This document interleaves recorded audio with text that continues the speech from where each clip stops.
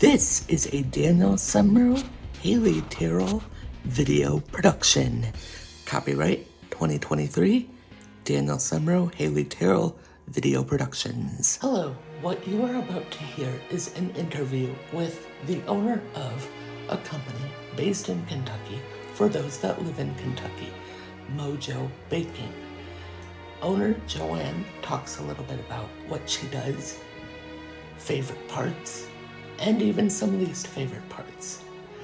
Now, this interview was done in 2 takes, and both takes will be included here. I hope you enjoy the video, and if you have any feedback, do feel free to post a comment below.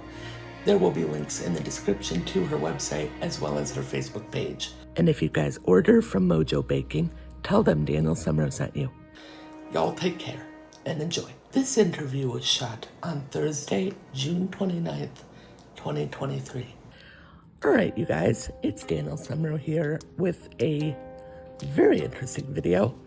I have someone here who happens to be my aunt, but who also happens to own her own business, and I thought I would have her on to talk a little bit about it. I have here the owner of Mojo Baking. If you're in Kentucky, feel free to check them out. Joanne, first of all, hi and welcome. Hi. So, first of all, how did you get started in this baking business? Well, when I was laid off from Toyota in 2018, I decided to retire, but I was kind of young to retire. I was 58. Sure. Still had a lot of energy left. So I needed to do something. I always loved baking. Right. So I played around for a year with a bunch of recipes and then decided to open my own baking business. Now, how did you come up with the name Mojo Baking? I had been trying to come up with a name and I couldn't figure one out. And then my friend out in California, my dear friend Terry Shile. Terry, if you watch this, hi. Pardon me? I said, Terry, if you watch this, hi. She suggested that Mojo Uh-huh. sound good, and I thought that sounds just as good as anything I could ever come up with. I really liked it, so that's how I got the name. Now, what is your favorite thing to bake? Oh, we talked about this earlier, huh? Well, I'm asking this for the people that are watching. For the masses, right? For the masses, Yes. as it were. I like to bake pretty much everything. I really like baking breads. I like baking yeast breads and I like baking sweet breads. Although I do make a lot more than that, as you know. I make scones and cookies and jams and things, but I would say my favorite thing to make are the sweet breads and the yeast breads. Now, why do you like that so much? I think it's not as labor intensive, but Mm. you still get a good end product. Yeah. So I get more, I guess it's like I get more of a satisfaction of seeing something done a little bit more quickly, but still tasting really, really good. Sure. Except now the yeast breads, that's a little bit different because you have to wait for the bread to rise, the dough to rise. Uh-huh. But I kind of like the chemistry of that. I like observing how that happens, and it's really, to me, a lot about science. And that's what I tell my granddaughter. It's like baking is all about science and chemistry. Yeah. It seems to use a lot of scientific, like, the temperature and stuff like that, as far as the doughs are concerned. Yeah, and it's like baking soda and acid have to be, some kind of acid have to be in the bread before it dries. So Uh-huh. acid comes usually in the sugar. A lot of times the recipes are because there's acid in there. And just the way that the different ingredients interact to achieve the result is really fascinating. Have you ever gotten any negative response to your baking? I did have one not Oh, too boy. long ago. Well, only one time, and it was sort of a mistake. And what happened was I got an email from someone that I sold some scones to at one of the craft fairs. Uh-huh. And so I sold her a box of scones. I think they're chocolate chip scones, which is my best-selling scone. Ah, And you can probably thank me for that. You're she welcome. asked me how I could possibly sell these scones that had a made-on date that was like 3 weeks before the date she bought. Yep. And what made me realize is that people didn't know I wasn't doing a good job of communicating that all my stuff is frozen. Uh-huh. And that I freeze everything and take it out the same day of the show, because I can't possibly bake everything the day before the show. So Sure. I freeze everything. And so she was just horrified that I would sell something that was 3 weeks old, and I explained to her, I'm like, I'm so sorry, I froze them, and please, if you want your money back, I'll give you your money back. If you want fresh stones, I'll make them and deliver them to you, whatever. And she came back to me and she said, oh, okay, I just put this in the microwave and ate it, and it was delicious. I'm so sorry. Wow. And I was shocked. I was shocked that that's what happened. But I'm glad that she was honest and told me. I mean, that's what feedback is for. Yeah. I mean, So it was, she made it right. That's a good thing. And it turned out okay. So. She made it right. That's a good thing. Yeah. Now, 2 more questions. First, if you could be on any baking show, what would it be? The British Bake Off. Why is that? Because I get to go to Britain. Now, if you could give, I'm talking to my future bakers here, if you could give anyone any advice or tips or piece of information, what would you give? For future bakers, one of the things that I've learned with this business is that you do not have to be the best to succeed. Mm-hmm. So I'm not a good decorator of like cakes and biscuits and Sure. scones. I'm not good at making things look beautiful. I like making them taste good. Yeah. I'm good at that. That you are. But don't ever think that you have to be perfect at everything to be successful. Yeah. You just do the very best you can and be willing to make mistakes and learn from them and modify your recipes and get honest feedback. Definitely, my neighbors, I don't know what I would have done without them, because they've given me feedback. They still do. I'll try new recipes on and tell them, and they've been really honest with me. So, and I really appreciate it. So, take feedback constructively and do the best you can. But don't ever expect perfection out of yourself. It's not worth it. And where can they find out more? www.mojobakingky.com. And would you spell that, please? Mojo Baking BAKINGKY.com. I appreciate your time, and thank you so much for answering my questions. Oh, you are so welcome. Thank you. You guys take care. This ended up having to be 2 takes because Joanne was not sitting close to me in this first one. But in the second one, you'll hear her much better, and you'll hear me much better along with my questions. All right, you guys, it's Daniel Summer here with a very interesting video. I have a woman sitting next to me that happens to not just be my aunt, but to be the owner of her own business. And I thought we would have her on today to talk a little bit about it. I am joined by Joanne, the owner of Mojo Baking. Welcome. Thank you. So the first question I have is, what is your favorite thing to bake and why? Okay, so I like to bake a lot of things.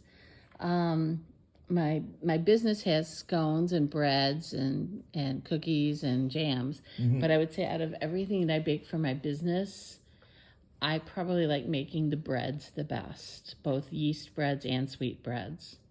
And why is that? I think because they're a little bit less labor intensive, and because I really like the end result. Sure. and they don't take as long, and yet they, at the end of the day, when people eat them, you could tell they're delicious. Now, if they're in Kentucky, where can people try your stuff? Well, that's a good question, because I'm a cottage food business. And in Kentucky, they have a lot of restrictions about what you can do for a cottage food business. So I make all my products at home, and they get frozen. And then I usually take them, I deliver them to customers when they place orders online or when they call me up.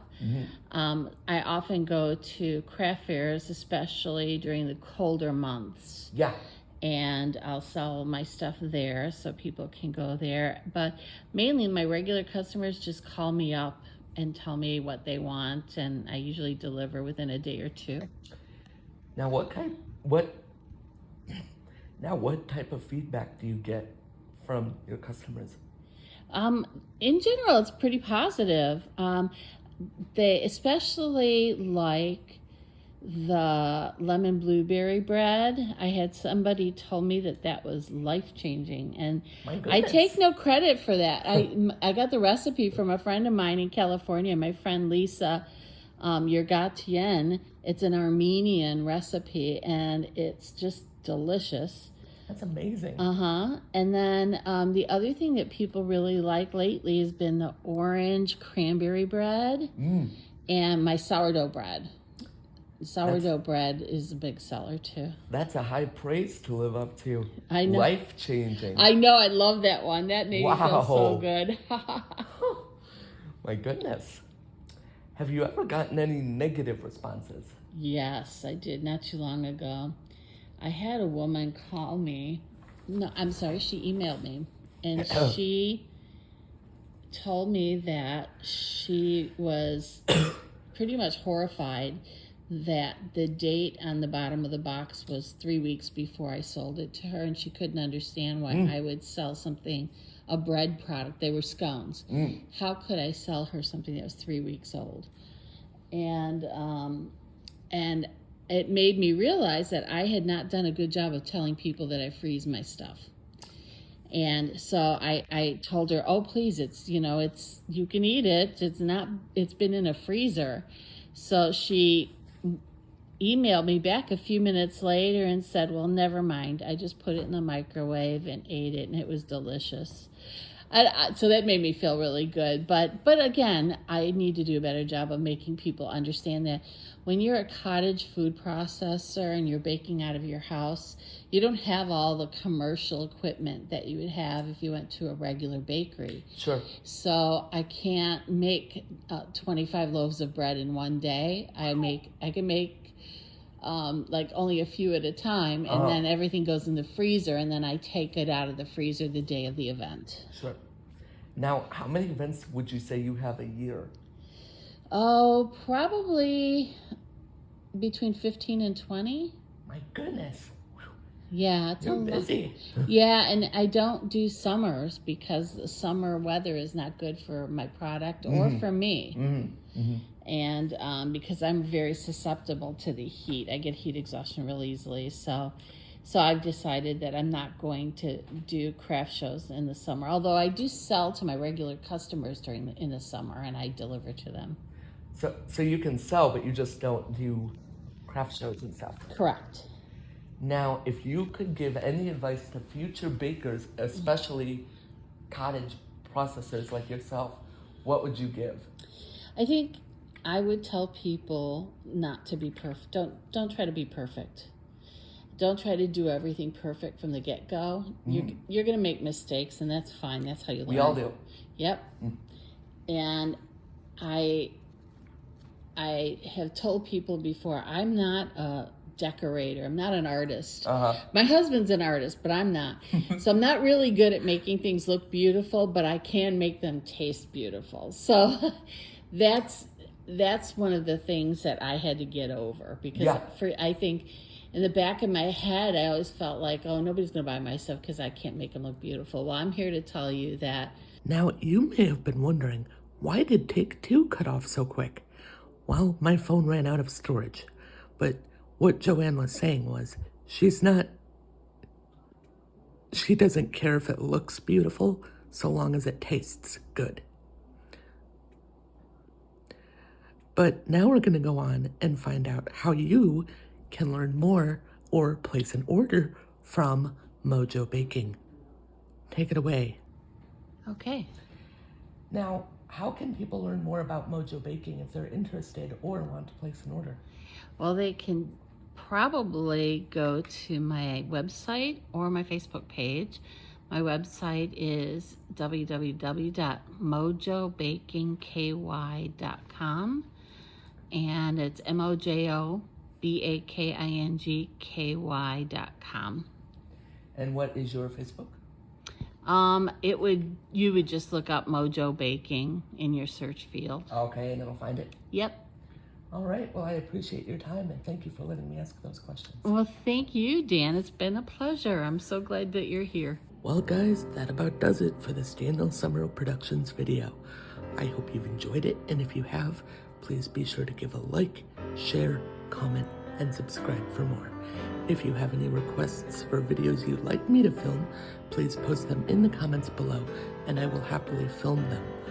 If you have any questions about what I covered in today's video or in any of my other videos, please leave them in the comments below, and I will happily answer them.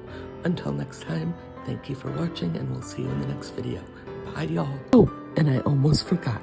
Our royalty-free music comes to us from audionautics.com. That's spelled AUDIONAUTIX.com. Go check them out, and if you can, tell them Daniel Summerall sent you. This has been a Daniel Summerall YouTube video presentation. Thanks for watching, everyone.